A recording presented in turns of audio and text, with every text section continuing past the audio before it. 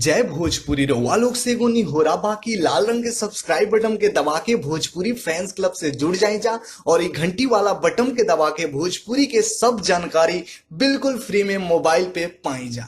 परिणाम भोजपुरिया जहान हम पंडित अनिकेत तिवारी आप लोग के स्वागत कर रहा बानी आप लोग के भाषा वाला आप लोग के favourite channel Bhojpuri fans club में। रिपोर्ट में रउआ लोग के बतावे चार हलवानी की खेसारी लाल यादव आज मुंबई में बड़ा ही बवाल गाना के शूटिंग कैले बड़े जोन गाना के नाम बा नाच के मलकिनिया। जी हाँ भैया बता दे ये गाना जो कि सारे गामा हम भोजपुरी ऑफिशियल यूट्यूब चैनल पर रिलीज हुई बहुत जल्द। जोन गाना के आज शूटिंग बड़ा ही जोरों शोरों पर भइला और आप लोग खेसारी लाल यादव के कई गो लुक देख रहा बानी जा।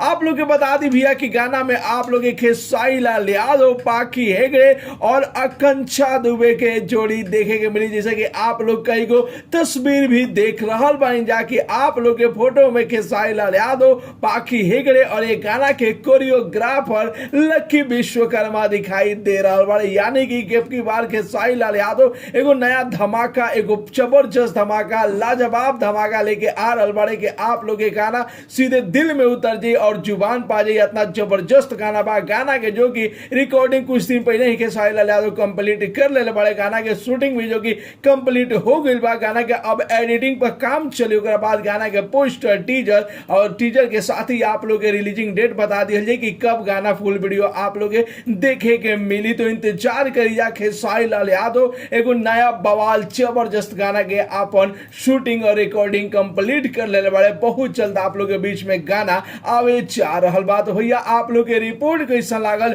और के खेसारी लाल यादव के नया धमाका के इंतजार कर रहा बा, अपन राय जरूर ही कमेंट बॉक्स में बताई जा और साथ ही साथ वीडियो के ज्यादा से ज्यादा लाइक करी जा, ज्यादा से ज्यादा शेयर करी जा और भोजपुरी जगत के हर छोट बड़ न्यूज जाने खातिर अपन भाषा वाला चैनल भोजपुरी फैंस क्लब के जरूर ही सब्सक्राइब कर लीजिए। मिलता नहीं भैया अगला वीडियो में एक नया न्यूज के साथ है, तब तक के लिए बाय बाय, टेक केयर, जय भोजपुरी।